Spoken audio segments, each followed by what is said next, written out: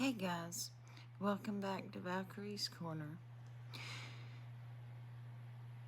If you're new here, I hope you like us well enough to stay a while. Consider liking, subscribing, and sticking around. For those of you that's been with me for a minute, I told you guys that I would put this video in this format. Okay, I had seen this one on TV a couple of days ago, and it's a little bit eerie, but it was a good one.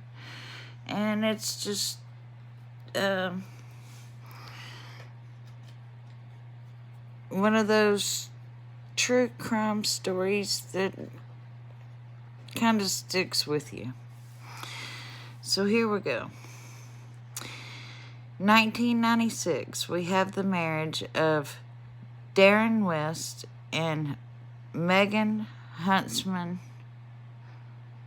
West, and they lived in Mount Pleasant, Utah. They had 3 daughters, Darian, Sawyer, and JC, and they were together almost 2 decades. They seemed to have a pretty good life.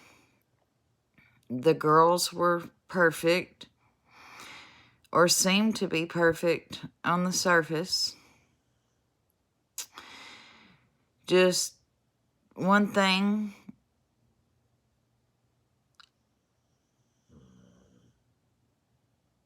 when I scratched the surface, I found that Darren had been buying and selling meth and was sentenced to 9 years for having chemicals that was used in the manufacturing of methamphetamines. And after 3 appeals, he was sent home in 8 years. While they were apart, Darren's mom agreed to allow Megan and the 3 girls to stay in the house as long as she was not cheating on Darren.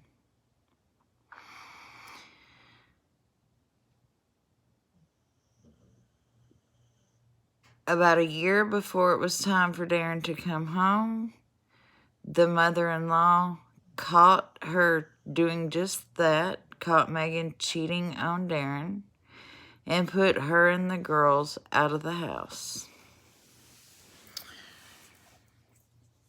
Evidently, it was the mother's house to begin with that they were living in all those years. And I guess that makes for a whole different story and a whole different stressful situation when the mother-in-law owns what you live in, right? Your husband's already away. Anyway, she's living with her boyfriend, and her husband comes home. The girls return to stay with their father, and she continues to live with her boyfriend. They decide to divorce, and at this point, she had been at her boyfriend's for almost 2 years.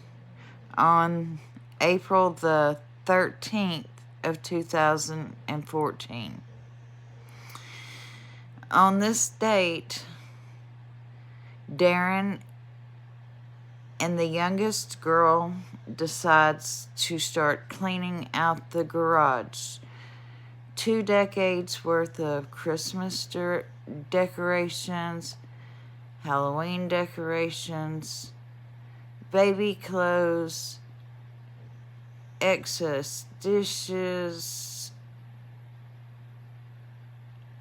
just old junk, just things packed away, things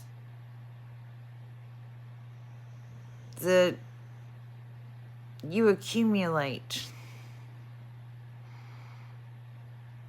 over 20 years. And since the girls, even though one was almost 20, one was 18, and one was 13, they were going to continue to reside in the house with the dad. The oldest daughter was pregnant. They were going to make room for the baby. The mother was they were going to have the mother come and get her stuff and take it to the boyfriend's house. So as they're going through this garage stuff, they open a box. And when they opened the box, it had a baby in it. It smelled of chemicals. And it seemed to be in the decaying process.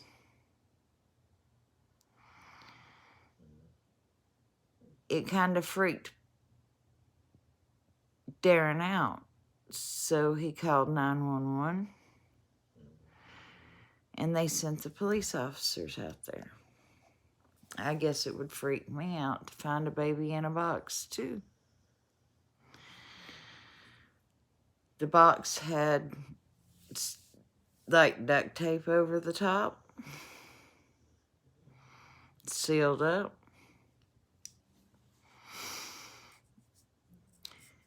After the police got there, they kind of watched Darren for a little while to see if maybe he had anything to do with it.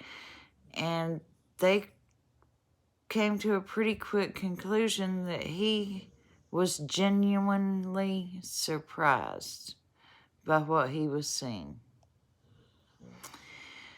So the next thing for them to do was to obtain a search warrant to search the rest of the property, because after all, they have just found a full-term baby's body.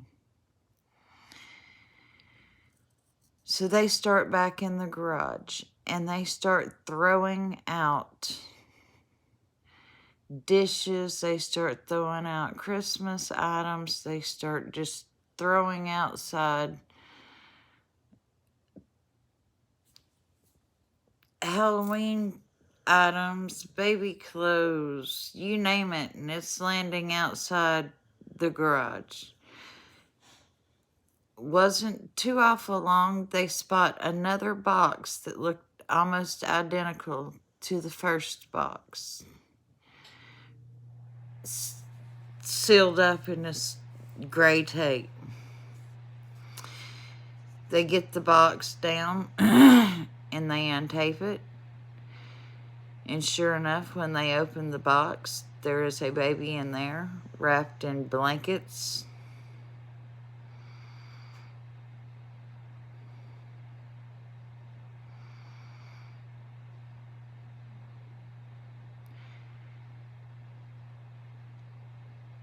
And they are just beside themselves in shock.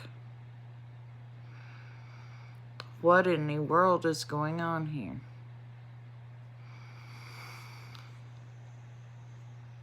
So they go back to searching.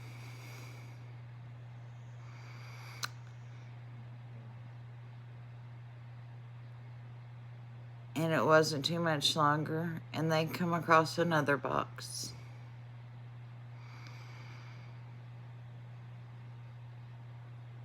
Gray tape. And they undo the tape. And the baby's wrapped in towels and blankets, full term. But it's starting the decay process. Looks healthy.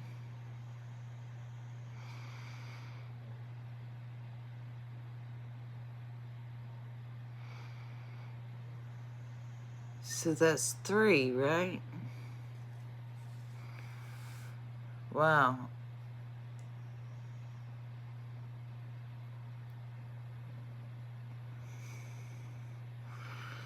Well, then they find another. That makes 4. And then they find another. Same way. And that makes 5. They have to start looking for a suspect now. But wait, they're not finished.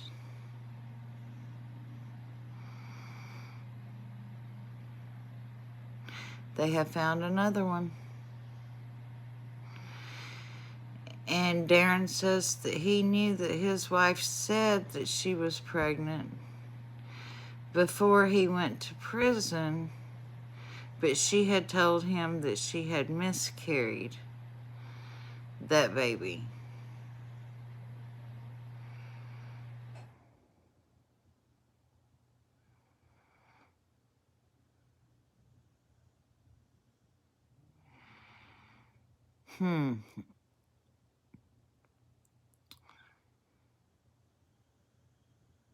And then another.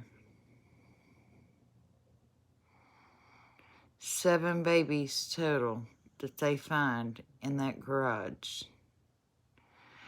A full garage graveyard of infants, newborn infants, decaying.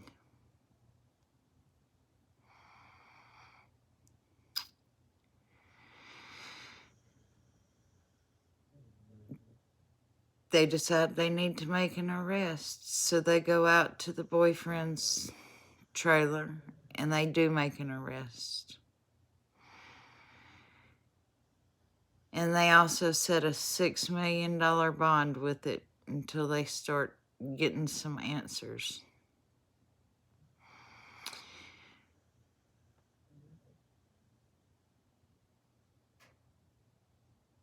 They said that she looked like a little tiny, frail, shy, sickly woman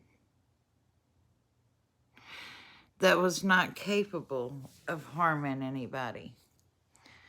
Her husband and children said that she had always made sure that they were all taken care of and she was a good mom. The neighbors said that she babysat for them and took their kids to the park. That she was excited to be a grandparent. And that this just couldn't be right.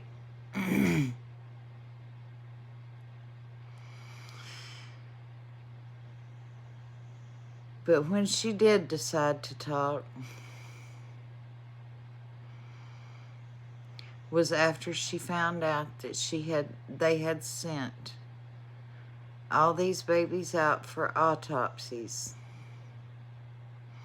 and for DNA testing. And then she decided to talk.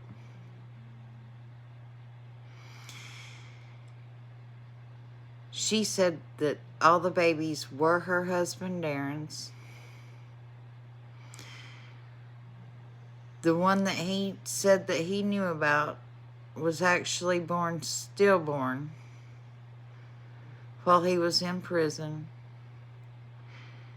They're in the house, in the bedroom, and she just wrapped him up, put him in a box, wasn't sure what to do with him since he was stillborn, and thought that that was the best thing to do with him.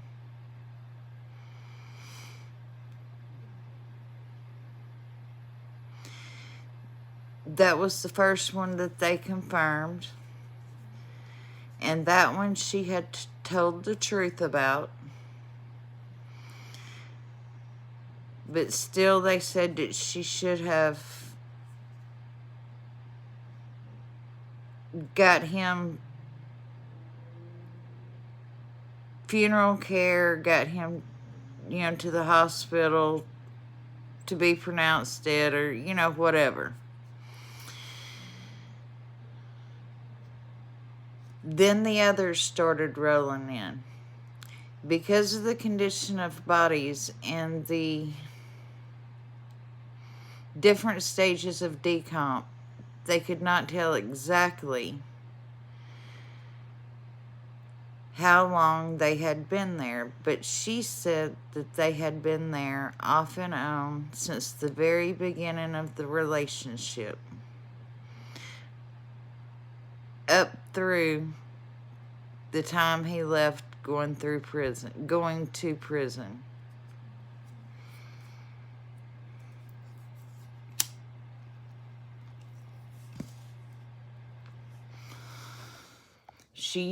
When they asked her why, she said that not only was he making meth, but she had got strung out on meth, and that she had a very addicting habit. She was very addicted to meth, and that it had come down to supporting more children or supporting her meth habit. And she could not afford to have any children, and since she was blessed with never gaining any weight or anybody being able to hardly tell that she was pregnant, that when she would have the babies at home, that she would either tie a hair tie around their neck, or she would take her thumb and push it into their throat within the first breath that they took. And then she would take them and wrap them in blankets and put them in the boxes.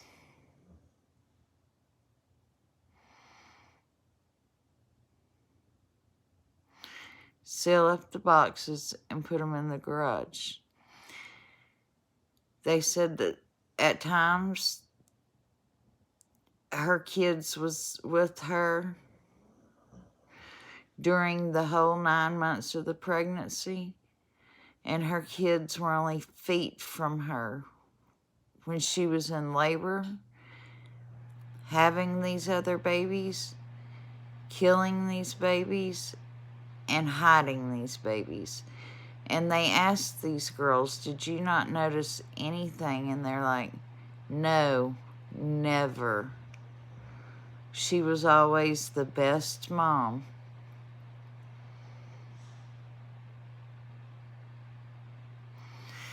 And I've heard them say that that's what people say about serial killers too. They never knew their dad was a serial killer. They never knew their brother was a serial killer or whatever, But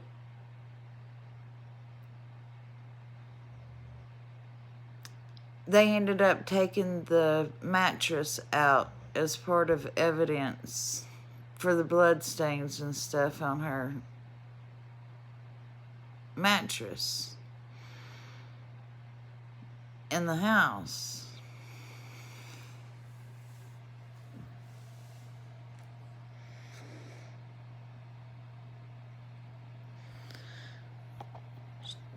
They then asked her, well, what made you decide to have your oldest 3 girls? What made them different? She said, the first 2 of them, I was not yet addicted to any kind of drugs. She said the 3rd one, I was, but everybody knew that I was pregnant with her. And I couldn't do anything to her. Everybody on both sides of the family was expecting her. They were there.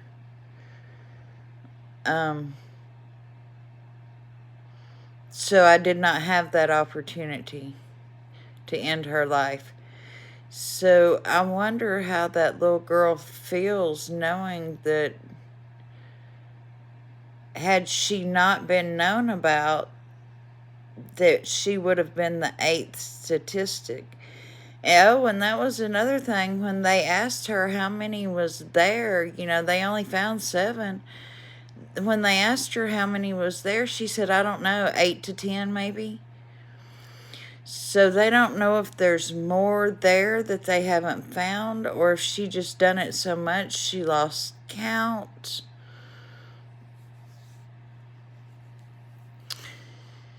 But the prosecutor said that she will probably never get out of jail.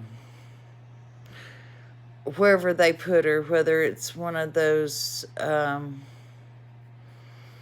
prisons for the mentally, or a mental hospital for the criminally insane, or whatever kind of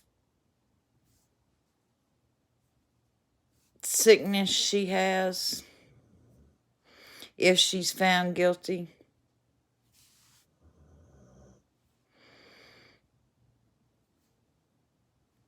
It's really sad, is what it is. Let me go over my notes and see if there's anything that I missed talking about here. All right, guys. Well, I will see you in the comments. Don't forget to like, subscribe, and share. And I love you guys. Bye.